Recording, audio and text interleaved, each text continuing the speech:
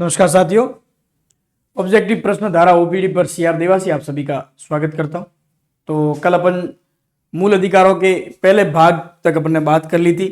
12 से अनुच्छेद 12 से लगाकर अनुच्छेद 18 तक जो है अपन ने पिछली जो लास्ट क्लास आई है मिली है वो आपको उस क्लास में जो है वो कवर हो गए थे। अब आगे अपन 19 से 35 तक जो है संविधान में जो प्रदत्त मूल अधिकार हैं उनके बारे में, और साथ ही साथ मैंने 2-3 फैक्ट बताए थे, वो एक्स्ट्रा जो फैक्ट है वो भी आपको लास्ट की जो स्लाइड है उसमें उपलब्ध करवाए जाएंगे, ताकि आपके कोई भी किसी भी परीक्षा में जो है वो प्रश्न जो है बाहर नहीं जाए। दूसरी, ये क्लास रिकॉर्ड कर रहा हूँ तब अभी जस्ट 5 मिनट पहले जो है वो परीक्षा की डेट आई है, फर्स्ट ग्रेड की, सेकंड ग्रेड की।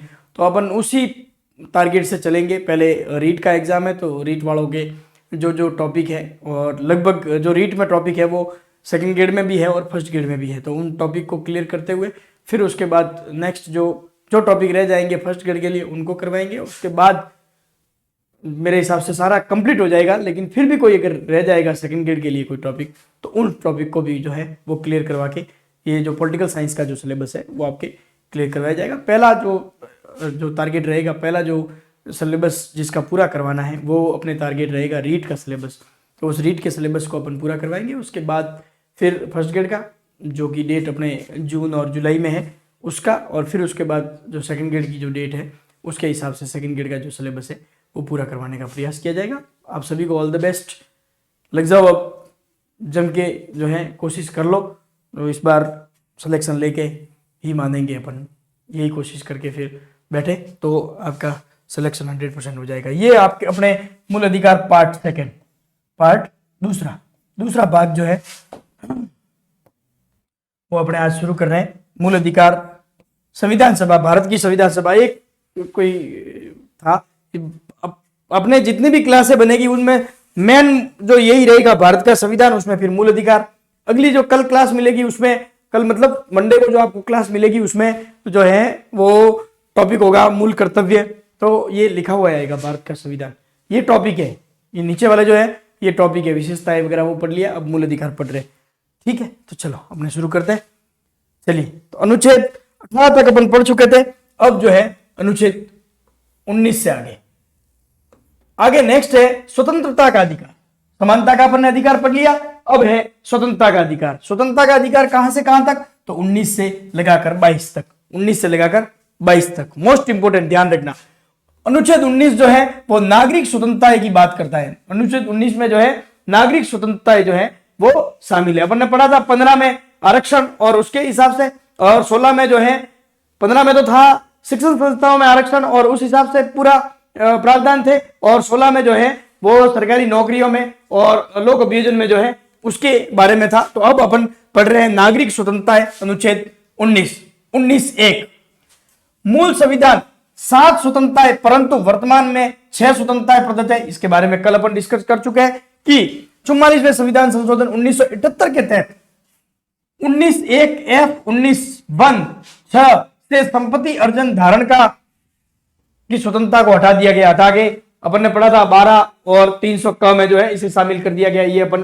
कल की क्लास में जो है वो पढ़ चुके हैं, कल की क्लास में जो है पढ़ चुके हैं। एक कमेंट था कि सर आपने प्रथम संविधान संशोधन 1956, जबकि 51 ही है।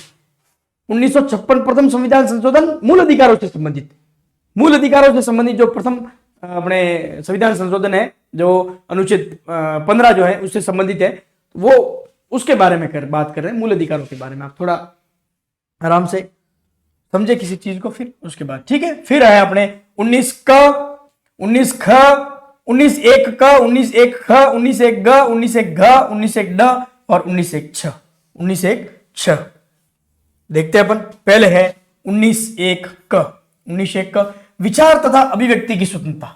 विचार तथा अभिव्यक्ति की स्वतंत्रता, प्रत्येक व्यक्ति को अपने विचार रखने का और अपनी अभिव्यक्ति करने का, अपनी बात की अभिव्यक्ति करने का जो है वो करने की स्वतंत्रता है, अभिव्यक्ति करने की स्वतंत्रता है।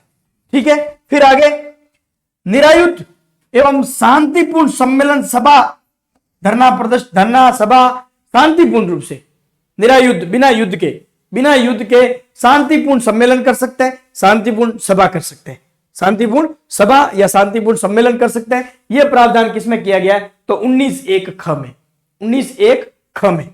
फिर आगे 19(1)(ग), ये समझ आया। पहला जो है वो ये बात करता है कि आप अपने विचार जो है वो रख सकते हैं, प्रत्येक व्यक्ति को जो है ये स्वतंत्रता है कि वो विचार अपने रख सकता है। दूसरा जो है 19(1)(ख) ये कहता है कि शांतिपूर्ण रूप से आप सम्मेलन सभा का आयोजन है जो कर सकते हैं, शांतिपूर्ण रूप से सम्मेलन का आयोजन कर सकते हैं और सभाओं का जो है आयोजन कर सकते हैं। फिर 19(1)(ग), संघ या संगठन बनाने की स्वतंत्रता। कोई भी व्यक्ति जो है वो संघ बना सकता है और संगठन भी बना सकता है, संघ भी बना सकता है और संगठन भी बना सकता है, उसकी जो है उसको स्वतंत्रता है। फिर 19(1)(घ), भारतीय क्षेत्र में अबाध रूप से भ्रमण करने की स्वतंत्रता। मतलब आप भारत में कहीं पे भी घूम सकते हो, निर्बाध रूप से, आराम से जो है वो आप लोग कहीं पे भी अबाध रूप से जो है, जिसमें कोई बाध्यता आपके जो है वो नहीं पहुंचाई जाएगी। आप पूरे भारत में जो भारतीय क्षेत्र में जो है भारतीय व्यक्ति जो है वो घूम सकता है। फिर आगे अनुच्छेद 19(1)(ड), भारत के राज्य क्षेत्र में कहीं भी निवास करने की स्वतंत्रता। भारत के राज्य क्षेत्र में कहीं पे भी जो है वो निवास करने की जो है उसको प्रत्येक व्यक्ति को जो है वो स्वतंत्रता है, प्रत्येक व्यक्ति को क्या है? स्वतंत्रता है। फिर है 19(1)(6), वृत्ति, उपजीविका, व्यापार, कारोबार करने की स्वतंत्रता। सेवा क्षेत्र में हो, भले ही व्यापार क्षेत्र में हो, व्यवसाय, कैसा भी व्यवसाय जो है, कैसा भी व्यवसाय मतलब जो देश विरोधी नहीं हो, व्यवसाय करने की जो है प्रत्येक व्यक्ति को जो है वो स्वतंत्रता है। वो अपना व्यापार व्यवसाय आजीविका पालन के लिए जो है वो कर सकता है, आजीविका पालन के लिए जो है कर सकता है। तो देखो 1, 2, 3, 4, 5 और 6, 1, 2, 3, 4, 5 और 6 और एक ये है ये 19(1). तो अनुच्छेद 19 किसकी बात करता है? तो 19 जो है वो स्वतंत्रता का अधिकार की बात करता है। और कैसी स्वतंत्रता? तो नागरिक स्वतंत्रता की बात करता है। कैसी स्वतंत्रता की बात करता है? नागरिक स्वतंत्रता। उस नागरिक स्वतंत्रता में जो है एक पहले जब मूल अधिकार प्रदान किए गए थे तब 7 मूल अधिकार थे, उसमें जो एक अधिकार है वो 19(1)(क) के तहत या 19(1)(f), 19(1)(6) के तहत दिया गया था, उसे जो है वो हटा दिया गया है, उसे जो है वो हटा दिया है। उसके अलावा तो 19(1)(क) में जो दिया गया है वो ये दिया गया है कि प्रत्येक व्यक्ति को, भारत के प्रत्येक व्यक्ति को अपने विचारों की अभिव्यक्ति करने का जो है वो अधिकार है। अपने विचारों की अभिव्यक्ति करने का क्या है? अधिकार है। प्रत्येक भारतीय व्यक्ति को, भारत के प्रत्येक नागरिक को अपने विचारों की अभिव्यक्ति करने का अधिकार है, अभिव्यक्ति करने का जो है वो अधिकार है। अनुच्छेद 19(1)(ख), 19(1)(ख) ये बात करता है कि आप शांतिपूर्ण जो है निरायुद्ध, बिना युद्ध के शांतिपूर्ण सभा आयोजित कर सकते हैं, शांतिपूर्ण सम्मेलन आयोजित कर सकते हैं। इसकी स्वतंत्रता है, इसकी स्वतंत्रता है। शर्त यह है कि शांतिपूर्ण होना चाहिए। फिर 19(1)(ग), 19(1)(ग) ये कहता है कि प्रत्येक व्यक्ति को संघ या संगठन बनाने का अधिकार है, सॉरी स्वतंत्रता है। प्रत्येक व्यक्ति को संघ या संगठन बनाने की स्वतंत्रता है। फिर आता है 19(घ), 19(1)(घ) ये कहता है कि भारत का नागरिक कहीं पे भी निर्बाध रूप से, अबाध रूप से जो है वो भारत के किसी भी क्षेत्र में घूम सकता है, भारत के किसी भी क्षेत्र में घूम सकता है। और फिर आता है 19(1)(ड), 19(1)(ड) ये बात करता है कि आप भारत के किसी भी राज्य क्षेत्र में कहीं पे भी जो है वो निवास कर सकते हैं, इसकी स्वतंत्रता है, निवास करने की स्वतंत्रता है। और अंतिम जो 19(1)(6) जो आता है वो ये कहता है कि वृत्ति, उपजीविका या व्यापार, कारोबार, अपना जीवन यापन करने के लिए व्यक्ति को जो है वो व्यापार करने का और अपनी आजीविका चलाने के लिए सेवा क्षेत्र हो, भले ही व्यापार क्षेत्र हो, व्यावसायिक क्षेत्र हो, किसी भी क्षेत्र में जो है वो कारोबार करने का जो है वो स्वतंत्रता है। कारोबार करने की क्या है? स्वतंत्रता है। स्क्रीनशॉट ले लें आप लोग। आई थिंक समझ में आ गया होगा। चल बढ़े आगे। नेक्स्ट अब है अनुच्छेद 20, अनुच्छेद 20, ठीक है। अपराधों हेतु दोष सिद्धि में के संरक्षण में, अपराधों हेतु दोष सिद्धि के संरक्षण में, मतलब जब तक दोष सिद्धि नहीं होती है तब तक जो है उसे संरक्षण जो है प्राप्त होता है। अपराध किया है तो अपराधों में दोष सिद्धि नहीं हो तब तक जो है उसे संरक्षण प्राप्त है। तब तक क्या है, उसे मूल अधिकारों के तहत उसे संरक्षण प्राप्त है। जब तक उसके ऊपर दोष जो है वो सिद्ध नहीं हो तब तक उसे क्या है, संरक्षण प्राप्त है, संरक्षण प्राप्त है। अगला जो है 21 number, very most important, 21 number very most, ध्यान रखना। क्यों? क्योंकि ये प्राण या दैहिक स्वतंत्रता की बात करता है। जीवित रहने की या जीवन जीने की जो है वो स्वतंत्रता की बात करता है। जीवन जीने की प्राण या दैहिक जो है वो स्वतंत्रता की बात जो है वो किस में लिखी गई है, तो अनुच्छेद 21 में। अनुच्छेद 21 में प्राण या दैहिक स्वतंत्रता की बात की गई है। अब ये इंपॉर्टेंट क्यों है? क्योंकि इसमें आरटीई एक्ट है। आरटीई एक्ट का जो प्रावधान किया गया है वो 21 में ही जोड़ा गया है। मूल अधिकारों में कहां जोड़ा गया है? 21 में। 21 क या 21 ए, 21 क या 21 ए। 86वें संविधान संशोधन 2002 द्वारा जोड़ा गया। 86वें संविधान संशोधन 2002 द्वारा जोड़ा गया। अपन सब पढ़ते आए। आरटीई एक्ट में क्या है कि 6 से 14 वर्ष के बालकों को निःशुल्क एवं अनिवार्य शिक्षा उपलब्ध करवाएगा। राज्य की ये जिम्मेदारी है, राज्य की ये जिम्मेदारी है कि वो राज्य जो है नीति निर्देशक तत्वों में भी उनकी जिम्मेदारी के रूप में इसे जोड़ा गया है, मूल कर्तव्य में भी जोड़ा गया, माता पिता का कर्तव्य है। उसी प्रकार से राज्य जो है प्रत्येक व्यक्ति का, ये प्रत्येक बच्चे का जो 6 से 14 वर्ष का बच्चा है उसका ये अधिकार है, उसको ये अधिकार दिया गया है, उसको ये राइट दिया गया है कि वो जो है शिक्षा प्राप्त करेगा। और वो कैसे शिक्षा प्राप्त करेगा? निःशुल्क एवं अनिवार्य, निःशुल्क एवं अनिवार्य। RTE act, right to education act 2009 के नाम से ये जो है कहलाता है, जो कि 1 अप्रैल 2010 को लागू हुआ। 1 अप्रैल 2010 को लागू हुआ, 2009 में पारित हुआ और 1 अप्रैल 2010 से क्या हुआ? लागू हुआ। 1 अप्रैल 2010 से क्या हुआ? लागू हुआ। क्लियर? तो अनुच्छेद 21 वेरी मोस्ट इंपोर्टेंट है। अनुच्छेद 21 को जो है अपने को विशेष ध्यान रखना है। ठीक है, फिर आगे अनुच्छेद 22। अनुच्छेद 22 किसकी बात करता है? तो 22 देखो, कुछ विशेष दशाओं में गिरफ्तारी एवं निरोध, संरक्षण, शोषण के विरुद्ध अधिकार। अनुच्छेद, सॉरी ये तो नेक्स्ट आ जाएगा। कुछ विशेष दशाओं में, कुछ विशेष दशाओं में गिरफ्तारी से रोक, गिरफ्तारी से क्या रोक है, गिरफ्तारी में संरक्षण, कुछ विशेष दशाएं, उसमें कुछ पॉइंट लिखे हुए। इसमें उन दशाओं में जो है वो उसकी गिरफ्तारी से उसको क्या की जाएगी? उसको जो है संरक्षण प्रदान किया जाता है, संरक्षण प्रदान किया जाता है। अनुच्छेद 22 तक अपने देखा था। 19 से 22, 19 किसकी बात करता है? नागरिक स्वतंत्रताओं की बात करता है।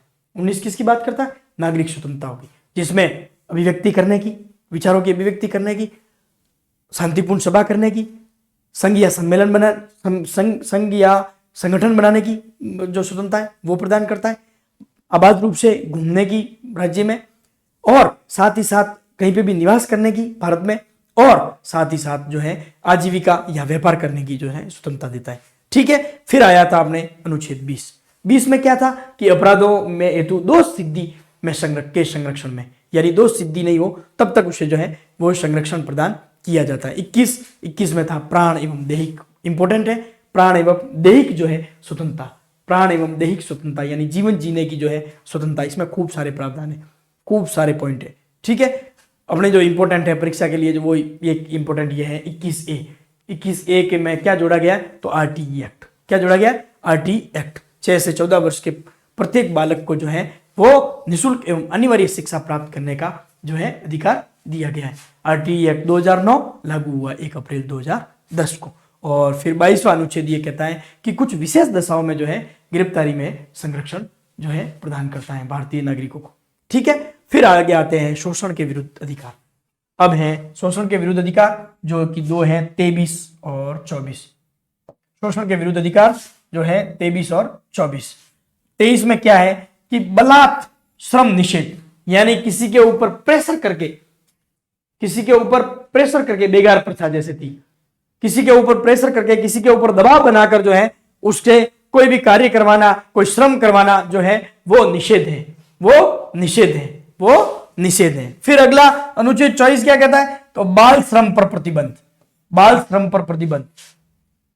बच्चों से, छोटे बच्चों से जो है वो किसी भी प्रकार का जो है श्रमिक से संबंधित या बाल श्रम वाला जो काम है वो नहीं करवाया जा सकता है। अब उसमें एज क्या है? तो 14 वर्ष। 14 वर्ष से कम आयु का जो है उसे जो है बाल श्रम या उससे जो है किसी भी प्रकार का काम जो है वो नहीं करवाया जाएगा। उद्योगों और बागानों, ये लिखा हुआ उसमें, उद्योगों और बागानों दोनों जगह पर या कहीं पे भी जगह पर जो है 14 वर्ष से कम एज के बच्चों को, आयु के बच्चों को जो है वो बाल श्रम नहीं करवाया जाएगा। ठीक है, अब ये क्या है, बाल श्रम से संबंधित कुछ चीजें हैं वो आपको याद रखनी है। गुरुपद स्वामी की अनुशंसा पर 1986 में बाल श्रम कानून बनाया गया। बाल श्रम कानून बनाने का श्रेय किसे जाता है? बाल श्रम कानून बनाने के लिए अनुशंसा करने का श्रेय किसे जाता है? तो ध्यान रखना है, गुरुपद स्वामी जी को ने अनुशंसा की थी। उस अनुशंसा पर 1986 में बाल श्रम कानून जो है वो बनाया गया। 1986 में जो है वो बाल श्रम कानून बनाया गया। फिर बचपन बचाओ अभियान या बचपन बचाओ आंदोलन 1980 में कैलाश सत्यार्थी जो थे, बचपन बचाओ आंदोलन जो है 1980 में किसने शुरू किया था? तो कैलाश सत्यार्थी। आई थिंक ये नाम सबको याद होगा, फिर आगे बाल श्रम प्रतिषेध अधिनियम 1986, यही इसका संशोधन जो किया गया वो 2012 में। यही बाल श्रम 1986 में बाल श्रम के लिए जो कानून बना था उस कानून का नाम है बाल श्रम प्रतिषेध अधिनियम 1986, जिसमें जो संशोधन किए गए वो 2012 में संशोधन किए गए। कब संशोधन किए गए? 2012 में। आई थिंक यहां तक क्लियर हो गया होगा। 22 तक अपन ने देख लिया था। 23 ये कहता है बलात् श्रम, यानी किसी के ऊपर दबाव बनाकर जो है श्रम नहीं करवाया जाएगा। किसी के ऊपर दबाव बनाकर कोई कार्य है वो नहीं करवाया जाएगा, उसको रोकता है अनुच्छेद 23। अनुच्छेद 24 जो है वो बाल श्रम से संबंधित है। किससे संबंधित है? बाल श्रम से, यानी 14 वर्ष से कम उम्र के जो बच्चे हैं उनको कहीं पे भी उद्योगों में या बागानों में जो है वो कार्य नहीं करवाया जाएगा। क्लियर? फिर इससे संबंधित बाल श्रम से संबंधित कुछ एक्ट गुरुपद स्वामी जी की अनुशंसा पर 1986 में जो है वो एक्ट बना था। उस एक्ट का नाम है बाल श्रम प्रतिषेध अधिनियम 1986, जिसमें जो संशोधन किया गया वो 2012 में किया गया। और बचपन बचाओ आंदोलन 1980, कैलाश जी सत्यार्थी। ठीक है, चलो स्क्रीनशॉट ले लो आप लोग। चलो बढ़े आगे। अब है धार्मिक स्वतंत्रता का अधिकार, अनुच्छेद 25 से 28। अनुच्छेद 25 से 28 धार्मिक स्वतंत्रता का अधिकार। धार्मिक स्वतंत्रता का अधिकार कहां से कहां तक? तो अनुच्छेद 25 से 28। अनुच्छेद 25 क्या कहता है? देखो, धर्म के अंतःकरण एवं प्रचार प्रसार की स्वतंत्रता, यानी धर्म को स्वीकार करने की और उसका प्रचार करने की जो है वो स्वतंत्रता है। भारतीय नागरिकों को धर्म ग्रहण करने की और उसका प्रचार प्रसार करने की जो है वो स्वतंत्रता है। प्रचार प्रसार करने की क्या है? स्वतंत्रता है। अब इसमें एक इंपॉर्टेंट चीज, सिखों द्वारा कृपाण धारण करने की स्वतंत्रता इसी अनुच्छेद में है।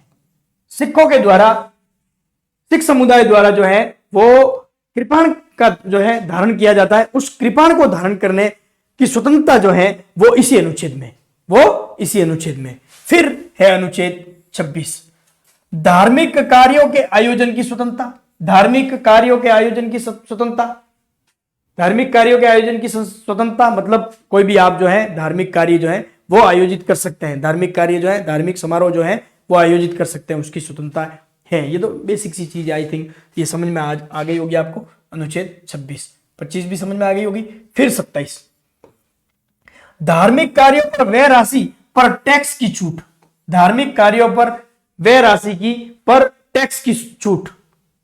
कुछ जो है रजिस्ट्रेशन, जिनका रजिस्ट्रेशन होता है वहां पर दान या कोई कार्यक्रम होता है तो उनसे संबंधित जो है वहां पर जो है व्यय राशि जो होती है उसमें टैक्स में जो है वो छूट मिलती है। फिर अनुच्छेद 28, राजकीय शिक्षण संस्थाओं में धार्मिक शिक्षा निषेध। राजकीय शिक्षण संस्थाओं में धार्मिक शिक्षा नहीं दी जाएगी। राजकीय शिक्षण संस्थाओं में जो सरकारी विद्यालय हुए, सरकारी महाविद्यालय हुए, सरकार से संबंधित जितने भी सरकारी जिन पर गवर्नमेंट का अधिकार है उनमें जो है किसी भी प्रकार की धार्मिक शिक्षा जो है वो नहीं दी जाएगी। धार्मिक शिक्षा जो है वो नहीं दी जाएगी। क्लियर? देखो, धार्मिक स्वतंत्रता कहां से कहां तक है? तो 25 से 28 तक। 25 क्या कहता है? किसी भी धर्म को आप स्वीकार या अंतःकरण कर सकते हैं और अंतःकरण करके उसका प्रचार प्रसार कर सकते हैं। और इसी में जो है सिखों के द्वारा जो कृपाण धारण की जाती है, उस कृपाण धारण करने की स्वतंत्रता है, उसका उल्लेख जो है वही अनुच्छेद 25 में है। फिर अनुच्छेद 26 क्या कहता है, तो धार्मिक कार्यों के आयोजन का, यानी धार्मिक समारोह, धार्मिक जो आयोजन है वो करने की जो है स्वतंत्रता है प्रत्येक नागरिक को। भारत के प्रत्येक नागरिक को जो है धार्मिक समारोह जो आयोजित करने की जो है स्वतंत्रता है। फिर अनुच्छेद 27 क्या कहता है, तो अनुच्छेद 27 ये कहता है कि धार्मिक कार्यों पर जो व्यय किए जाते हैं उस पर टैक्स में छूट भी दी जा सकती है, टैक्स में छूट भी दी जा सकती है। और अनुच्छेद 28 ये कहता है कि सरकारी शिक्षण संस्थाओं में जो है वो किसी धर्म की शिक्षा नहीं दी जाएगी, धर्म की शिक्षा नहीं दी जाएगी। क्लियर।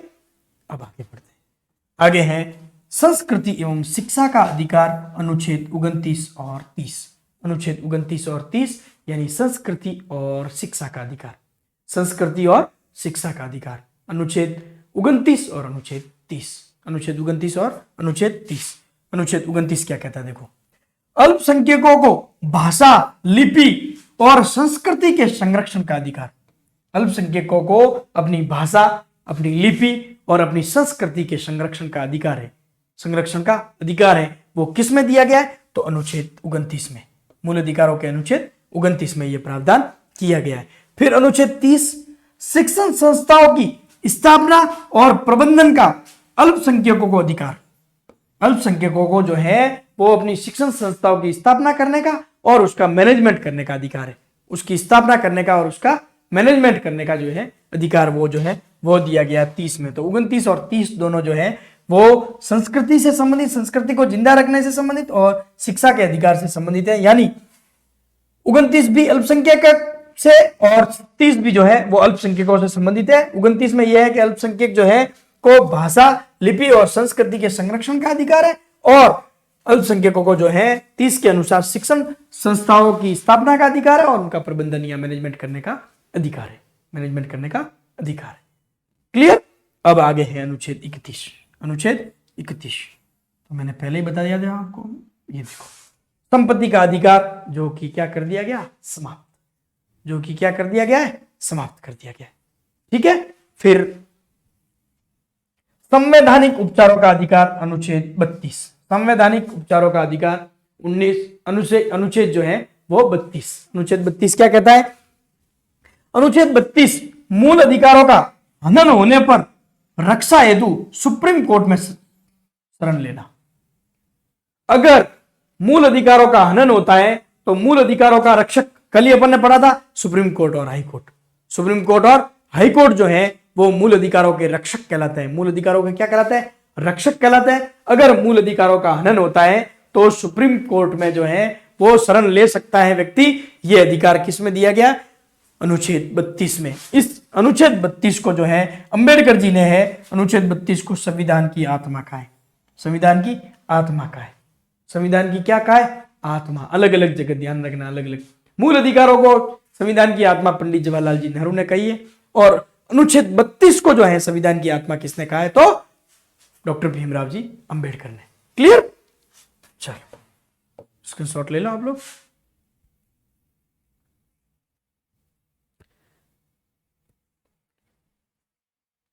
बढ़े आगे। अब है सुप्रीम कोर्ट जो है, जब सुप्रीम कोर्ट में शरण ले ली तो सुप्रीम कोर्ट 5 प्रकार की रीट या जो लेख है वो जारी करता है। सुप्रीम कोर्ट को यह अधिकार है कि वो 5 प्रकार की जो रीट है वो या लेख जो है वो जारी कर सकते हैं। देखो इंपॉर्टेंट है, और एक कमेंट भी था कि इनको सर आप एकदम सही तरीके से सरलता से समझा देना, कोशिश मेरी तरफ से पूरी रहेगी। ठीक है। सबसे पहला बंदी प्रत्यक्षीकरण यानी हैबिस कॉर्पस। बंदी बनाए गए व्यक्ति को न्यायालय के समक्ष उपस्थित करना। ठीक है। किसी भी व्यक्ति को जिसको गिरफ्तार किया गया है उसको एक समय के अंदर एक समय विशेष के अंदर जो है वो उसको न्यायालय के समक्ष पेश करना अनिवार्य है। बंदी प्रत्यक्षीकरण यानी बंदी को प्रत्यक्ष ले जाकर बताना, न्यायालय को प्रत्यक्ष बताकर क्या ले जाकर क्या करना है, बताना है। बंदी प्रत्यक्षीकरण यानी बंदी जो बनाया गया है उसे न्यायालय के प्रत्यक्ष ले जाकर जो है वो बताना है। ठीक है। फिर मूल अधिकारों के संबंध में सर्वश्रेष्ठ रीट है। ये मूल अधिकारों के संबंध में अगर आपको पूछा जाए कि सर्वश्रेष्ठ जो रीट है वो कौन सी रीट कहलाती है, तो वो ध्यान रखना, बंदी प्रत्यक्षीकरण। बंदी प्रत्यक्षीकरण यानी किसी भी व्यक्ति को गिरफ्तार किया गया है या बंदी बनाया गया है तो उसको जो है एक समय अंतराल के अंदर अंदर जो है न्यायालय के समक्ष जो है न्यायालय के प्रत्यक्ष जो है उसको उपस्थित करना है। यह है बंदी प्रत्यक्षीकरण, यानी बंदी को प्रत्यक्ष रूप से जो है न्यायालय के समक्ष जो है उपस्थित करना। क्लियर? चलो, निजी एवं सरकारी क्षेत्र दोनों में हो सकती है, ये दोनों क्षेत्रों के लिए जारी की जा सकती है, भले वो निजी क्षेत्र हो या सरकारी क्षेत्र हो। फिर दूसरा परमादेश, परमादेश, ठीक है। मैंडेमस, मैंडेमस, परमादेश मोस्ट इंपोर्टेंट, सबसे शक्तिशाली रीट कहलाती है ये। समादेश अर्थात आदेश देना सबसे शक्तिशाली रीट है। किसी भी संस्था को, किसी भी सरकार को, किसी भी क्षेत्र को जो है सुप्रीम कोर्ट जो है, सुप्रीम कोर्ट को यह अधिकार है कि वो आदेश दे सकते हैं। क्या दे सकता है? आदेश दे सकते हैं कि ये चीज जो है इस प्रकार से जो ये नियम लागू होना चाहिए, ये जो बात है ये इस तरह से रखी जानी चाहिए। ये सबसे बड़ा जो है सबसे सर्वश्रेष्ठ रीट है। समादेश या आदेश जारी करना, सीधा सीधा बात है, आदेश जारी करेगा सुप्रीम कोर्ट। सुप्रीम कोर्ट को पूर्ण रूप से अधिकार है, जहां पर भी मूल अधिकारों का हनन होता है तो सुप्रीम कोर्ट को यह अधिकार है कि वो सीधे सीधे जो है वो आदेश जारी करके उसको रुकवा सकते हैं या उससे संबंधित जो है कार्रवाई कर सकते हैं। तो ये जो है सबसे शक्तिशाली रीट इसीलिए कहलाती है कि सीधा डायरेक्ट आदेश दे सकते हैं, डायरेक्ट जो है सुप्रीम कोर्ट आदेश दे सकती है। आई थिंक ये क्लियर? ठीक है, आगे बढ़ते हैं। प्रतिषेध या प्रोहिबिशन, प्रतिषेध या प्रोहिबिशन, स्टे, प्रतिषेध या प्रोहिबिशन यानी स्टे। स्टे आते हैं, किसी भी कार्य को यथास्थिति रखा जाता है, किसी भी कार्य को यथास्थिति रखा जाता है, वो स्टे कहलाता है। उक्त कार्य आपके लिए निषेध है, उक्त कार्य आपके लिए निषेध है, स्टे आया, क्या आ गया जगह? स्टे आ गया, तो वो स्टे यही है, प्रतिषेध या प्रोहिबिशन, यानी उक्त कार्य आपके लिए क्या है? निषेध है, यानी स्टे लग गया। क्या लग गया? स्टे। क्लियर? अब आगे है उत्प्रेरण या ससियोरी या सेरिटोरी भी कहते हैं, ससियोरी या सेरिटोरी भी कहते हैं इसे, यानी मामला जो है वरिष्ठ न्यायालय को भेजना। जैसे उच्च न्यायालय में कोई मामला चल रहा है तो उस मामले को जो है वो उच्च न्यायालय के स्तर पर अगर मान लो उसका समाधान नहीं हो रहा है तो उसको जो है उच्चतम न्यायालय या सर्वोच्च न्यायालय में जो है स्थानांतरित करना। ठीक है, ये कहलाता है उत्प्रेरण, यानी अपने से ऊपरी जो न्यायालय है उसमें जो है कोई किसी भी मामले को जो है वो भेजना। जिला न्यायालय में चल रहा है और यहां से अगर निर्णय नहीं हो रहा है या जिला न्यायालय में वो सही तरीके से नहीं हो रहा है उसका समाधान, या जिला न्यायालय से संबंधित नहीं है तो उसको जो है वो उच्च न्यायालय में भेजना, और उच्च न्यायालय से संबंधित नहीं है तो उच्चतम न्यायालय में। ठीक है, क्लियर? उत्प्रेरण यानी ऊपर। फिर अधिकार परीक्षा यानी कोवरंटो, कोवरंटो का मतलब होता है किस अधिकार से कार्य किया, पूछने का अधिकार। सुप्रीम कोर्ट ये पूछ सकती है किसी भी अधिकारी, किसी भी क्षेत्र, किसी भी सरकार को कि आपने ये किस अधिकार से कार्य किया, आपने ये किस अधिकार से कार्य किया। मोस्ट इंपोर्टेंट है ये भी, अधिकार परीक्षा, यानी उसको अधिकार पूछा जाएगा कि कौन से अधिकार से आपने ये कार्य जो है वो किया है, कौन से अधिकार से जो है वो कार्य, ये कार्य जो है किया है। आई थिंक ये जो रीट है, ये रीट जो है वो आपके एकदम क्लियर हो गई होगी, एक एक लाइन जो है वो आपको समझ में आ गई होगी। इसके लिए मैं आश्वस्त हूं कि भी आपको समझ में आ गई होंगी।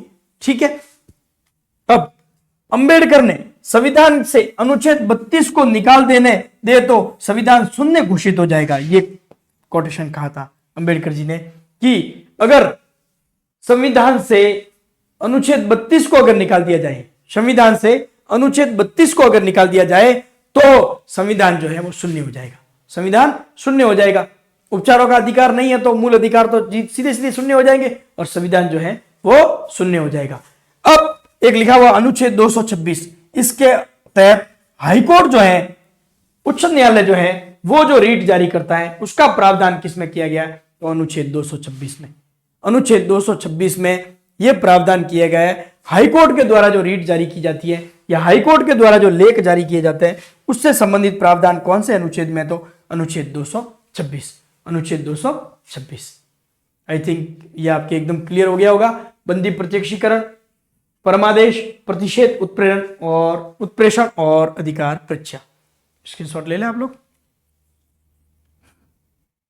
चलो अब है अनुच्छेद 33। अनुच्छेद 33, अनुच्छेद 33 जो है वो किसकी बात करता है? तो सेना के मूल अधिकार। अनुच्छेद 33 सेना के मूल अधिकार की बात करता है। अनुच्छेद 33 में जो है वो सेना को क्या क्या अधिकार प्राप्त है, सेना के जो अधिकार है उनकी बात करता है।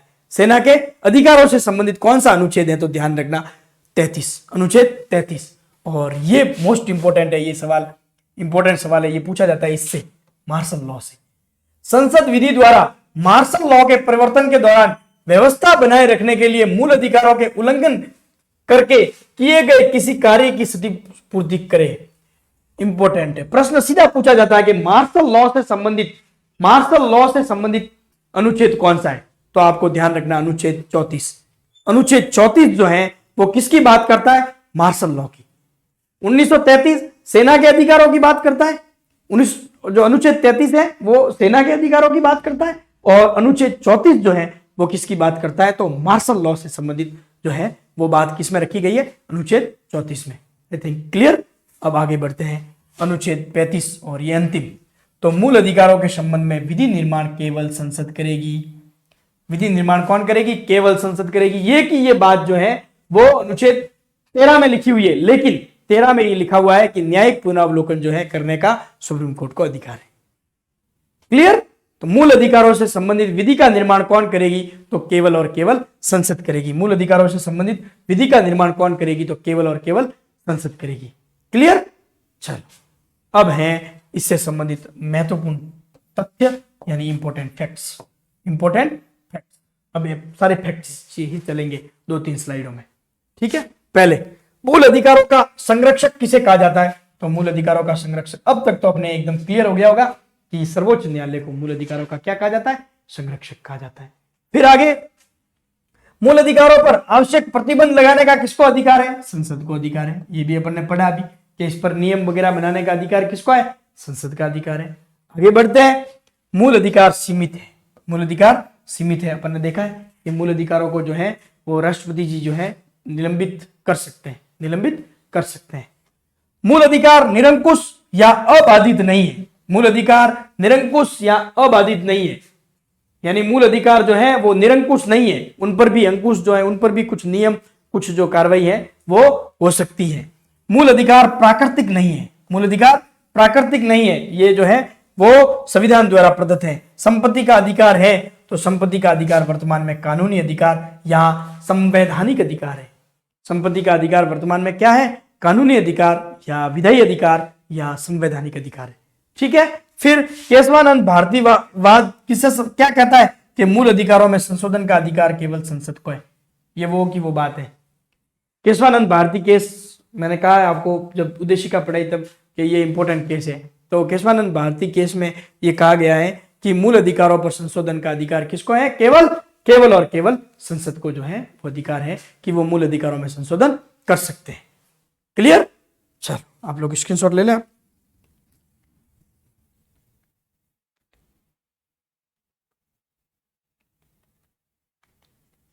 चलो आगे बढ़ते हैं। अब नेक्स्ट फैक्ट, अनुच्छेद 340 के तहत राष्ट्रपति सामाजिक एवं शैक्षणिक रूप से पिछड़ी जातियों की पहचान हेतु आयोग का गठन कर सकते हैं। कल की जो क्लास चल रही थी, तब प्रीमियर जो क्लास चल रही थी, मैं अभी छुट्टियां हैं सर्दी की, तो मैं क्लास देख रहा था कंटिन्यू। तो उसमें काका कालेकर आयोग की जो बात चल रही थी, तो एक्चुअल क्या है, अपन पहले एक बार मूल अधिकारों के बीच में ये चीजें अगर रखते ना तो फिर वो सब मिक्सअप हो जाता है। तो ये चीजें जो है इनसे संबंधित महत्वपूर्ण फैक्ट जो है वो लास्ट में अपन पढ़ते हैं। यही पैटर्न रहा है, लगभग रखने का कोशिश की गई है, ताकि आपके जो है वो एक साथ में सारी चीजें जो है वो क्लियर हो सके। एक साथ में सारी चीजें क्या हो सके? क्लियर हो सके। इसलिए जो है वो ये यहाँ पर फैक्ट रखा गया। तो आप ये जो चीज जो बात कर रहे थे आप, ये चीज आपको यहाँ मिल जाएगी। अनुच्छेद 340 के तहत राष्ट्रपति सामाजिक एवं शैक्षणिक रूप से पिछड़ी जातियों हेतु की पहचान हेतु एक आयोग का गठन कर सकते हैं। आयोग का गठन जो है वो किया जा सकता है। अब देखो क्या है। पहला जो आयोग है इससे संबंधित 1953 में पिछड़ी हुई जातियों की पहचान हेतु काका कालेलकर जो आयोग है का गठन किया गया। और ये इन्होंने जो रिपोर्ट दी वो रिपोर्ट दी 1955 में। इन्होंने जो रिपोर्ट दी वो कब रिपोर्ट दी थी? 1955 में जो है वो रिपोर्ट दी थी, 1955 में रिपोर्ट दी थी। क्लियर?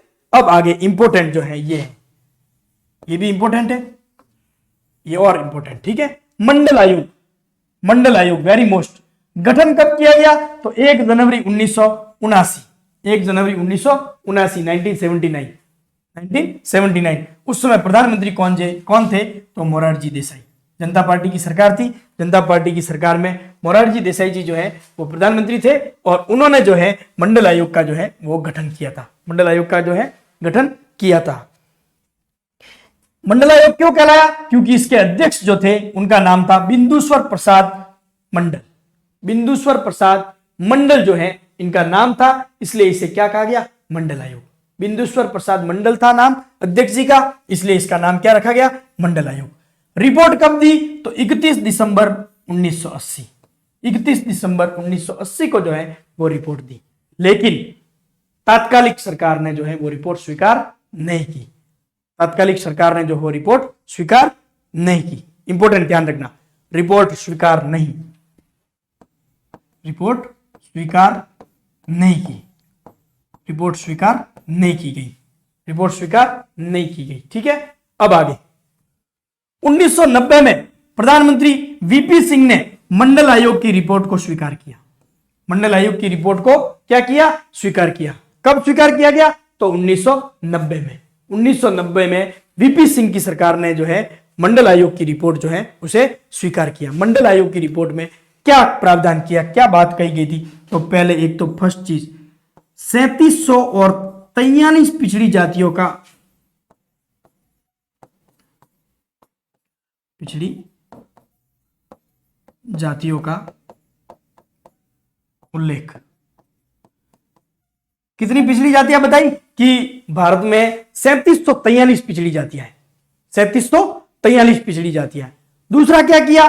दूसरा इन्होंने प्रावधान किया कि पिछड़ी जातियां यानी बैकवर्ड कास्ट के लिए 27% आरक्षण की व्यवस्था की जाए।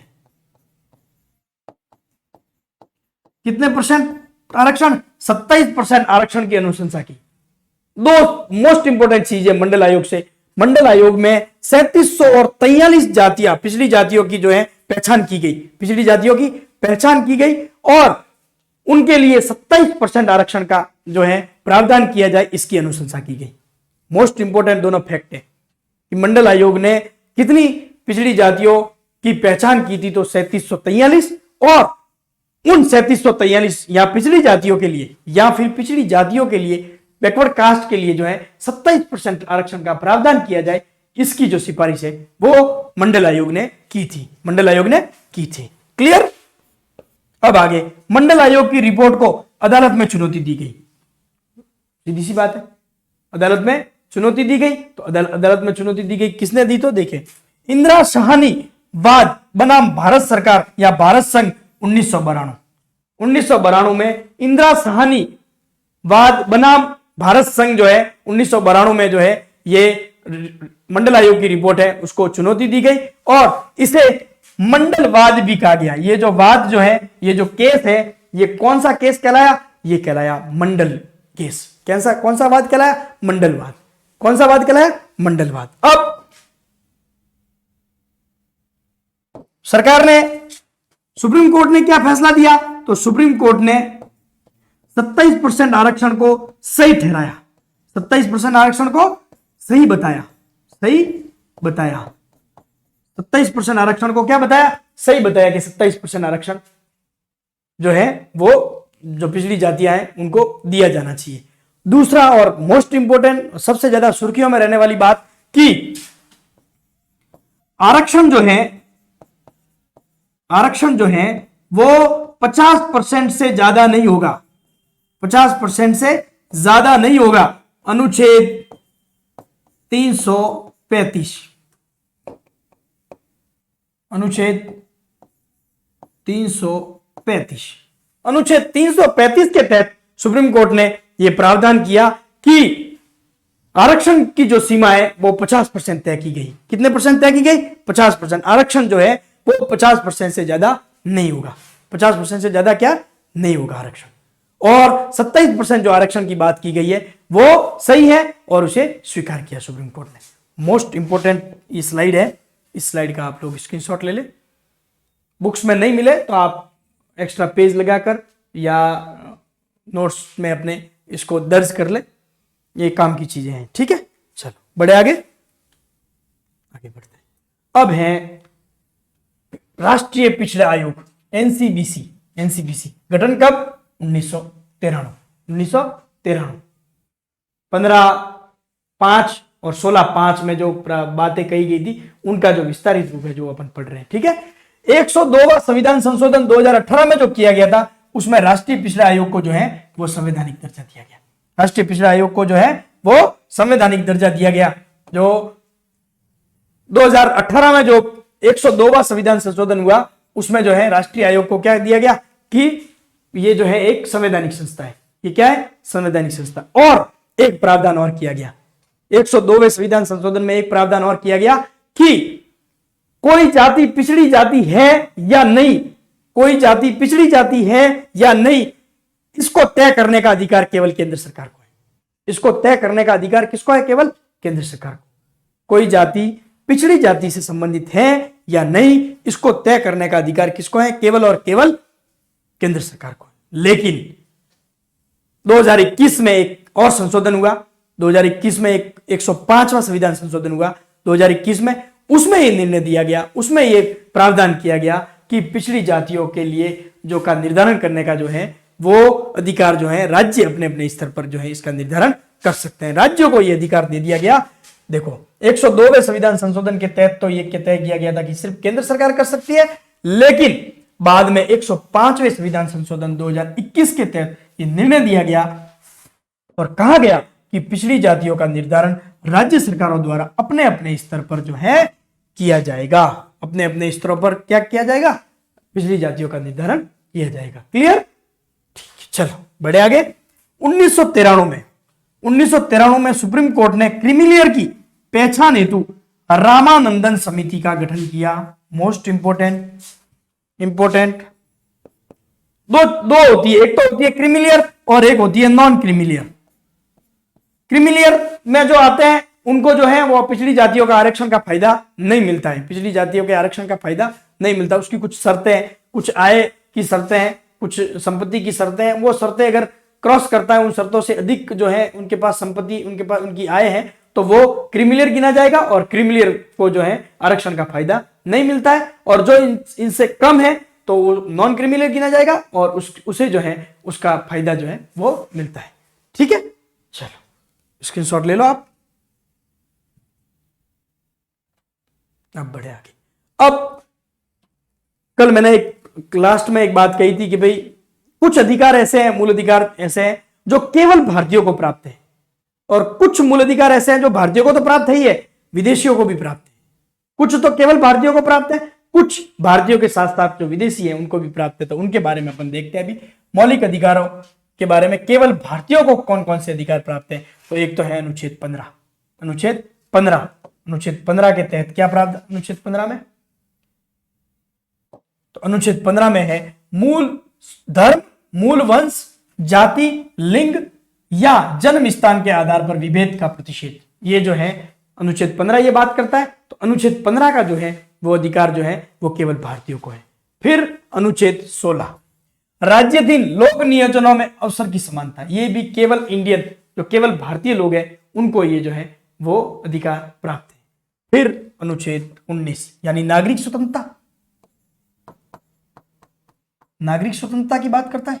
तो नागरिक स्वतंत्रता जो है जो 19(1) क, ख, ग, घ, ड और छ उसमें ये नागरिक स्वतंत्रताओं की बात की गई है। वो नागरिक स्वतंत्रताएं जो है वो किसको प्राप्त है? केवल भारतीयों को प्राप्त है। फिर अनुच्छेद 29 अल्पसंख्यक वर्ग के हितों का संरक्षण, अल्पसंख्यक वर्ग के हितों का संरक्षण, और ये केवल भारतीय अल्पसंख्यक वर्ग के हितों के संरक्षण की बात जो है वो संविधान के मूल अधिकारों में की गई है। फिर वही 29 के बाद 30 के भाई इनके जो है शिक्षण संस्थानों की स्थापना, अल्पसंख्यक वर्गों द्वारा शिक्षण संस्थाओं की स्थापना तथा उन पर प्रशासन का अधिकार जो है वो भी केवल भारतीयों को है।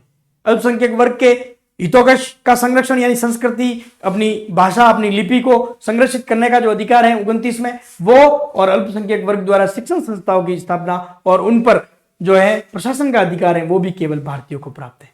अब स्क्रीनशॉट ले लो आप लोग। अब तो फिर ऐसे कौन से है जो विदेशियों को भी प्राप्त है, तो उसको देखते हैं। गैर नागरिकों को प्राप्त कौन कौन से है, तो एक तो अनुच्छेद 14 यानी विधि के समक्ष समानता, यानी विधियों के समान संरक्षण का अधिकार। कानून के समान समक्ष जो है प्रत्येक व्यक्ति समान है, प्रत्येक व्यक्ति समान है, ये जो है अधिकार जो है वो गैर नागरिकों को भी प्राप्त है। फिर अनुच्छेद 20 अपराधों के लिए दोष सिद्धि तक संरक्षण का अधिकार। जब तक दोष सिद्ध नहीं हो तब तक उसे जो है संरक्षण का जो है संरक्षण जो दिया जाता है, जो कि अपन ने पढ़ा है अनुच्छेद 20 में ये दे रखा है। तो अनुच्छेद 20 के तहत जो है अपराधों के लिए दोष सिद्धि से संरक्षण का जो अधिकार है वो गैर नागरिकों को भी प्राप्त है। और गैर नागरिकों को 21 प्राण एवं दैहिक स्वतंत्रता, ये बड़ी स्वतंत्रता है, प्राण एवं दैहिक स्वतंत्रता जो है वो 21 अनुच्छेद 21 के तहत जो है वो गैर नागरिकों को भी प्राप्त होती है।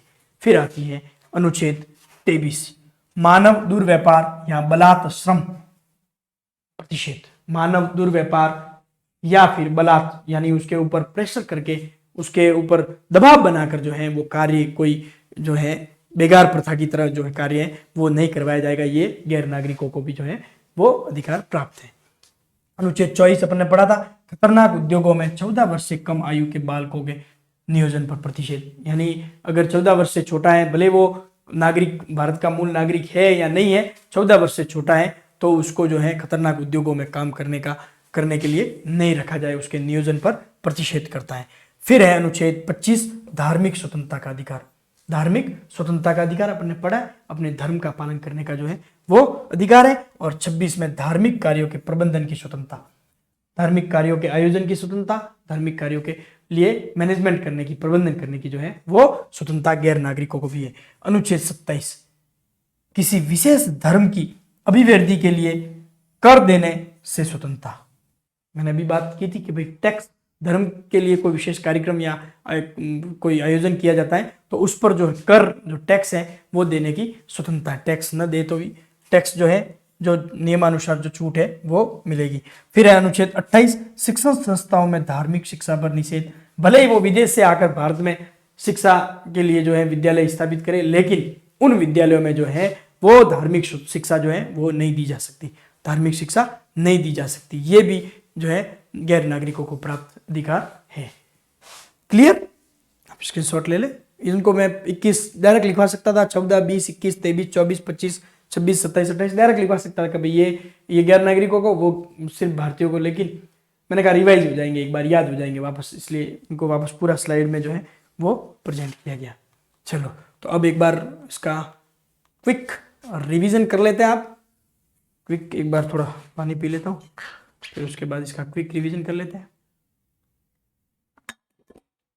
देखो 18 तक अपन ने जो है 12 से 18 तक पिछली क्लास में स्वतंत्रताओं के बारे में पढ़ा था, सॉरी अधिक मूल अधिकारों के बारे में पढ़ा था। अब 19 में स्वतंत्रता का अधिकार, अनुच्छेद 19 से 22। 19 ये बात करता है नागरिक स्वतंत्रताओं की बात करता है। 19 के तहत 19(1) में मूल संविधान में 7 थी, लेकिन अभी 6 ही है। 7वें नंबर की जो है वो 44वें संविधान संशोधन 1978 के तहत जो है उसे हटा दिया गया। फिर 19(1) का विचार एवं अभिव्यक्ति, प्रत्येक व्यक्ति को अपना विचार रखने की, विचार की अभिव्यक्ति करने की स्वतंत्रता है। ठीक है। अनुच्छेद 1 ख निरायुध यानी शांतिपूर्ण सम्मेलन या सभा की जा सकती है, शांतिपूर्ण सम्मेलन या सभा की जा सकती है। 19(1) ग ये अधिकार देता है, ये स्वतंत्रता देता है कि आप संघ या संगठन का निर्माण कर सकते हो। 19(1) घ ये स्वतंत्रता देता है कि भारत में कहीं पे भी निर्बाध रूप से जो है, अबाध रूप से जो है वो आप भ्रमण कर सकते हो। फिर है 19(1) ड ये कहता है कि भारत का नागरिक कहीं पे भी जाके निवास कर सकता है। फिर 19(1) छ यानी व्यापार व्यवसाय करने की स्वतंत्रता, व्यापार या व्यवसाय करने की स्वतंत्रता। फिर है 20 यानी अपराध जब तक उसके ऊपर दोष सिद्ध नहीं होता है तब तक उसे संरक्षण जो है वो प्रदान किया जाता है, संरक्षण जो है वो प्रदान किया जाता है। फिर 21 प्राण या दैहिक जीवित रहने की, जीवन जीने की स्वतंत्रता, जीवन जीने की स्वतंत्रता। खूब सारी स्वतंत्रता है, नींद लेने का अधिक की स्वतंत्रता खूब सारी है, लेकिन वो इतना फिर डीप पढ़ने की कोई जरूरी नहीं है। अब आप लोग ये मत सोचना कि भाई ये स्वतंत्रता है तो हम तो सो जाएंगे, नहीं है। सो जो सोवत है सो खोवत है, जो जागत है सो पावत है। सोओगे तो खो जाएगा, 2025 भी खो जाएगा, 24 गया पूरा पता ही नहीं चला, उसी तरह से 25 भी जाएगा पता ही नहीं चलेगा। समय का पहिया बहुत तेज गति से घूमता है, बहुत तेज गति से चलता है। तो जनवरी तो शुरुआत में यही लगा था 2024 आया, लेकिन अब देखो अंत की ओर आया। 2024 जो है वो पूरा होने वाला है और 2025 आने वाला है। 2025-26 जो है वो अपने आपके सपने साकार करने का वर्ष है, सपने साकार करने के वर्ष है विशेष तो 2025-26 दोनों। तो उन 2025-26 में वही विवेकानंद जी की बात के उठो जागो और तब तक संघर्ष करो जब तक कि लक्ष्य की प्राप्ति नहीं हो। तो बस अब उठने का टाइम है, जगने का टाइम है और अपने जो लक्ष्य को है प्राप्त करने का समय है, तो आप लोग उसमें लग जाए, ठीक है। फिर अनुच्छेद 21A अपने बात की आरटीई एक्ट, इसमें प्रावधान किया गया अनुच्छेद 21A या अनुच्छेद 21 क भी हिंदी में पढ़ा जाता है। आरटीई एक्ट 2009 86वां संविधान संशोधन 86 संविधान संशोधन 2002 के तहत जो है वो पारित कब हुआ तो 2009 में पारित हुआ और लागू कब हुआ तो 1 अप्रैल 2010 को। फिर अनुच्छेद 22 कुछ विशेष दशाओं में जो है गिरफ्तारी से रोक लगाई गई है अनुच्छेद 22 में। फिर आते हैं शोषण के विरुद्ध अधिकार 23 और 24। 23 ये बात करता है बलात्श्रम, यानी किसी के ऊपर प्रेशर करके या एक प्रकार से बेगार जो है उस पर रोक लगाता है। और 24 ये कहता है कि बाल श्रम नहीं करवाया जाएगा, बाल श्रम नहीं करवाया जाएगा, यानी 14 वर्ष से छोटे बच्चे को किसी भी उद्योग या उद्यानों में काम नहीं करवाया जाएगा। फिर गुरुपद स्वामी नामक जो समाज सुधारक थे, उनकी अनुशंसा पर 1986 में जो है एक बाल श्रम कानून बना जिसका नाम था बाल श्रम प्रतिषेध अधिनियम 1986, जिसमें जो है 2012 में संशोधन किया और एक बहुत बड़ा अभियान चलाया गया कैलाश जी सत्यार्थी द्वारा, बचपन बचाओ अभियान जो आंदोलन जो है वो 1980। आगे धार्मिक स्वतंत्रता का अधिकार अनुच्छेद 25 से 28। 25 में यह है कि किसी भी धर्म को अंतःकरण यानी धर्म को मारने का और उसका प्रचार करने का, धर्म को मानने का और उसका प्रचार करने का अधिकार है। और इसी में सिखों को जो है, सिख धर्म के अनुयायियों को जो है कृपाण धारण करने का अधिकार इसी जो अनुच्छेद है उसमें दिया गया है। फिर अनुच्छेद 26 धार्मिक कार्यों के आयोजन, धार्मिक जो आयोजन है वो करने का अधिकार, स्वतंत्रता। फिर अनुच्छेद 27 में धार्मिक आयोजन में टैक्स में जो छूट देने का अधिकार। फिर है 28 में ये कहा गया है कि आप किसी भी सरकारी शिक्षण संस्थान में जो है धार्मिक शिक्षा नहीं दी जा सकती, धार्मिक शिक्षा नहीं दी जा सकती। फिर है संस्कृति एवं शिक्षा का अधिकार 29 और 30 अल्पसंख्यक समुदाय से संबंधित है। अल्पसंख्यकों को भाषा, लिपि और संस्कृति को संरक्षित करने या उनका संरक्षण करने का अधिकार दिया गया। और अनुच्छेद 30 में जो है शिक्षण संस्थानों की स्थापना करने का अल्पसंख्यकों को अधिकार और उसका प्रबंधन करने का अधिकार जो है वो अल्पसंख्यकों को किसमें दिया गया तो अनुच्छेद 30 में। अनुच्छेद 31 जो है वो संपत्ति के अधिकार से संबंधित था, जो कि 44वें संविधान संशोधन 1978 के तहत उसे हटा दिया गया, ठीक है, और उसे वैधानिक या कानूनी अधिकार बना दिया गया। फिर है अनुच्छेद 32 यानी संवैधानिक उपचारों का अधिकार, संवैधानिक उपचारों का अधिकार यानी अनुच्छेद 32 मूल अधिकारों का हनन होने पर रक्षा हेतु सुप्रीम कोर्ट में शरण ली जा सकती है। सुप्रीम कोर्ट में मूल अधिकारों का अगर हनन होता है तो कोई व्यक्ति जो है सुप्रीम कोर्ट में शरण ले सकता है।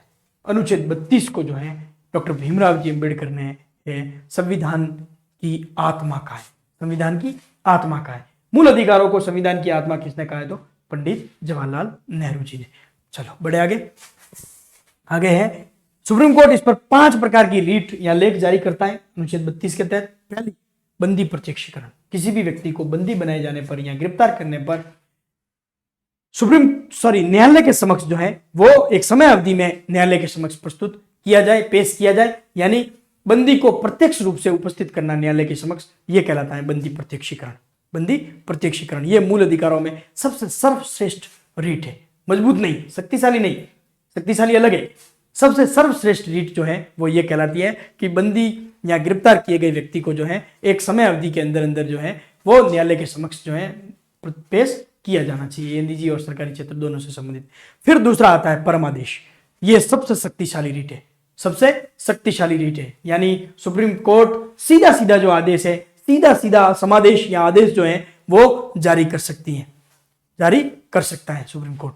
फिर है प्रतिषेध यानी स्टे, किसी कार्य को करने के लिए रोक लगाना, किसी कार्य को करने के लिए रोक लगाना यानी किसी कार्य को निषेध करना। फिर आता है उत्प्रेरण। उत्प्रेरण का मतलब होता है निचले न्यायालय से किसी मामले को वरिष्ठ या उच्चतम न्यायालय में जो है वो भेजना, उच्च न्यायालय में या उच्चतम न्यायालय में भेजना। ठीक है। फिर अधिकार प्रत्या, अधिकार प्रत्या यानी किसी व्यक्ति को, किसी जिसने जो कोई कार्य किया हो, किसी सरकार को जो है वो ये पूछना कि आपने ये कार्य जो है किस अधिकार से किया। ये पूछने का अधिकार भी जो है सुप्रीम कोर्ट को है, पूछने का अधिकार। फिर डॉक्टर भीमराव जी अंबेडकर ने संविधान के अनुच्छेद 32 को अगर संविधान से निकाल दिया जाए तो संविधान शून्य हो जाएगा। ये कहा है कि अनुच्छेद 32 अगर निकाल दिया जाए, इन चीजों को अगर निकाल दिया जाए, 32 को निकाल दिया जाए तो संविधान है वो शून्य हो जाएगा। और 226 अनुच्छेद किसकी बात करता है, तो हाईकोर्ट के द्वारा जो रीट जारी की जाती है उसके बारे में बात करता है। फिर अनुच्छेद 33 सेना के अधिकारों से संबंधित, 34 मार्शल लॉ से संबंधित, 34 मार्शल लॉ से संबंधित, और 35 जो है ये कहता है कि मूल अधिकारों से संबंधित नियम बनाने का अधिकार केवल और केवल संसद को है। ठीक है। फिर पढ़ते हैं इंपोर्टेंट फैक्ट्स। मूल अधिकारों का संरक्षक कौन कहलाता, तो सर्वोच्च न्यायालय। मूल अधिकारों पर आवश्यक प्रतिबंध लगाने का अधिकार किसको है, तो संसद को। मूल अधिकार सीमित है, मूल अधिकार सीमित है। मूल अधिकारों का निलंबन किया जा सकता है राष्ट्रपति जी द्वारा। ठीक है। मूल अधिकार निरंकुश और अबाधित नहीं है, निरंकुश नहीं है, अबाधित नहीं है। ठीक है। फिर आगे है मूल अधिकार प्राकृतिक नहीं है, और संपत्ति का अधिकार वर्तमान में संवैधानिक अधिकार है या कानूनी अधिकार है। और केशवानंद भारती केस में यह कहा गया है कि मूल अधिकारों में संशोधन कौन कर सकता है, केवल संसद कर सकती है। फिर आगे बढ़ते हैं। फिर अपन पढ़ते हैं आरक्षण के प्रावधानों के बारे में। तो आरक्षण के प्रावधानों के बारे में ये प्रावधान किया गया है कि अनुच्छेद 340 ये राष्ट्रपति जी को अधिकार देता है कि राष्ट्रपति जी जो है वो सामाजिक एवं शैक्षणिक रूप से पिछड़ी जातियां हैं उनके लिए जो है उनकी पहचान हेतु जो है वो आयोग का गठन कर सकते हैं। और इसका जो है पहली बार जो प्रयोग किया गया 1953 में जो है काका कालेलकर जो आयोग है वो बैठाया गया, जिसने 55 में जो है वो रिपोर्ट दी। दूसरा आयोग जो पिछली जातियों से संबंधित मंडल आयोग कब बैठाया गया, तो 1 जनवरी 1979 यानी 1979 में। उस समय प्रधानमंत्री जी जो थे मोरारजी देसाई थे और जनता पार्टी की सरकार थी। इसके अध्यक्ष जो है वो बिंदुश्वर प्रसाद मंडल जी थे, इसलिए इसे मंडल आयोग के नाम से जाना गया। इसने 31 दिसंबर 1980 को जो है वो रिपोर्ट दी, जो रिपोर्ट की तत्कालिक सरकार द्वारा स्वीकार नहीं की गई। और 1990 में जो है प्रधानमंत्री वीपी सिंह की सरकार ने जो है मंडल रिपोर्ट को स्वीकार किया। मंडल रिपोर्ट में क्या था, तो मंडल रिपोर्ट में 3700 और 43 पिछड़ी जातियों का जो है पहचान की गई थी। और एक प्रावधान और ये किया गया था कि इन पिछड़ी जातियों को जो है 27% आरक्षण दिया जाना चाहिए, 27% आरक्षण दिया जाना चाहिए। फिर मंडल आयोग की रिपोर्ट को चुनौती दी गई। तो एक बहुत अभी भी सुर्खियों में कभी कभी आता है इंदिरा शाहनीवाद। जब भी 50% से अधिक आरक्षण की बात आती है तो ये वाद जरूर याद आता है, जरूर सुर्खियों में आता है। तो बनाम भारत संघ एक वाद आया 1992 में, जिसे मंडलवाद भी कहा गया। और उसमें सुप्रीम कोर्ट ने निर्णय दिया कि 27% आरक्षण की जो बात की गई वो सही है, लेकिन अनुच्छेद 335 के तहत आरक्षण की जो सीमा है वो 50% से अधिक किसी भी हालत में नहीं होनी चाहिए, फिर राष्ट्रीय पिछड़ा आयोग का गठन किया गया कब, 1993 में इसका गठन किया गया। और 2018 में जो है 102वां संविधान संशोधन करते हुए इसे संवैधानिक दर्जा दिया गया। क्या दिया गया, संवैधानिक दर्जा। और इसे संवैधानिक दर्जा देते हुए 338B में शामिल किया। और इसी 102वें संविधान संशोधन में यह कहा गया कि पिछड़ी जातियों की पहचान करने का अधिकार केवल केंद्र सरकार को है। पिछड़ी जातियों की पहचान करने का अधिकार केवल किसको है, केंद्र सरकार को है। लेकिन 105वें संविधान संशोधन 2021 के तहत वापस इसे पलटा गया और यह प्रावधान किया गया कि प्रत्येक राज्य को सेपरेट अपने स्तर पर जो है वो अधिकार दिया गया कि आप अपने राज्य की जो पिछड़ी जातियों का जो है वो पहचान कर सकते हैं। पिछड़ी जातियों की क्या कर सकते हैं, पहचान कर सकते हैं। 1993 में सुप्रीम कोर्ट ने क्रीमिलियर्स को पहचानने के लिए नॉन क्रीमिलियर की सीमा क्या चीज होनी चाहिए। रामानंदन समिति की स्थापना की, रामानंदन समिति का गठन किया, जिसने क्रीमिलियर और नॉन क्रीमिलियर, क्रीमिलियर का अंतर्गत जो व्यक्ति क्रीमिलियर के अंतर्गत आता है उसे आरक्षण का लाभ नहीं मिलता है और नॉन क्रीमिलियर वाले को आरक्षण का लाभ मिलता है। बढ़े आगे। फिर मौलिक अधिकारों में कुछ अधिकार ऐसे हैं जो केवल भारतीयों को प्राप्त है और कुछ अधिकार ऐसे हैं जो विदेशियों को भी प्राप्त है और भारतीयों को भी प्राप्त है। तो एक तो 15 नंबर यानी धर्म, जाति, मूल, वंश या जन्म स्थान के आधार पर विभेद का प्रतिषेध, और फिर अनुच्छेद 16 राज्य दिन सेवाएं, लोक सेवाएं प्राप्त करने का, नौकरी प्राप्त करने का अधिकार। 19वां जो है स्वतंत्रताएं जो है वो भी केवल भारतीयों को प्राप्त है। 29 अल्प वर्ग के जो संरक्षण की बात की जा रही है कि भाषा, उनकी लिपि और उनकी संस्कृति के संरक्षण की बात जो की गई है अनुच्छेद 29 में वो, और 30 में जो उनके शिक्षण संस्थानों की स्थापना और उनके प्रशासन की जो बात की गई है वो भी केवल भारतीयों को प्राप्त है। अब तो भारतीयों के साथ साथ गैर नागरिकों को भी कौन कौन से अधिकार प्राप्त है, तो एक तो विधि के समक्ष सभी समान है, अनुच्छेद 14, अनुच्छेद 20 अपराधों में दोष सिद्धि नहीं हो तब तक उसे संरक्षण प्रदान किया गया है, अनुच्छेद 20। अनुच्छेद 21 में प्राण और देह यानी जीवन जीने की स्वतंत्रता, और 23 में मानव दुर्व्यवहार यानी बलात्श्रम की जो निषेध किया गया है, प्रतिषेध किया गया है, वो अधिकार गैर नागरिकों को भी है। अनुच्छेद 24 यानी बाल श्रम नहीं करवाया जाए, भले वो नागरिक हो या गैर नागरिक हो, 14 वर्ष से छोटा है तो उससे बाल श्रम नहीं करवाया जाए। फिर अनुच्छेद 25 धार्मिक स्वतंत्रताएं जो है, धर्म को ग्रहण करने की, धर्म को जो है अपनाने की स्वतंत्रता जो है वो दी गई, और अनुच्छेद 26 में धार्मिक कार्यों के प्रबंधन की स्वतंत्रता, और अनुच्छेद 27 में जो टैक्स में छूट दी जाती है धार्मिक कार्यों के प्रबंधन की वो भी इन्हें प्राप्त है गैर नागरिकों को। और अनुच्छेद 28 में जो प्रावधान, जो निषेध किया गया है, जो रोक लगाई गई है, वो रोक इनके लिए भी है कि जो भी शिक्षण संस्थाओं की स्थापना की जाएगी उन शिक्षण संस्थाओं में धार्मिक शिक्षा नहीं दी जाएगी, धार्मिक शिक्षा जो है वो नहीं दी जाएगी। क्लियर? चलो आज की क्लास में इतना ही, और इसी क्लास के साथ अपने जो है मूल अधिकारों से संबंधित जो है वो टॉपिक पूरा हुआ। मूल अधिकार जो टॉपिक है वो पूरा हुआ।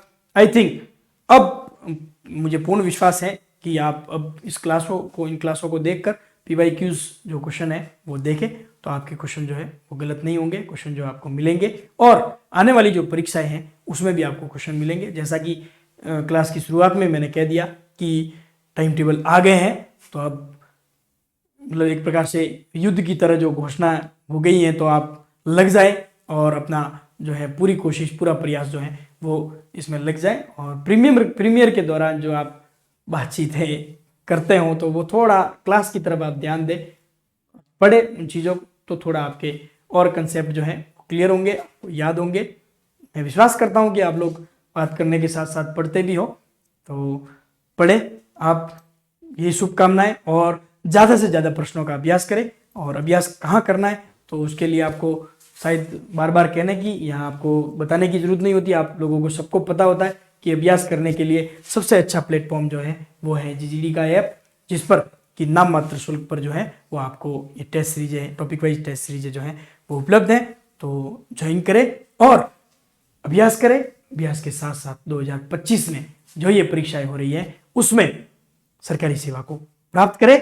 इन्हीं शुभकामनाओं के साथ मिलेंगे अगली क्लास में, तब तक के लिए राम राम, जय हिंद।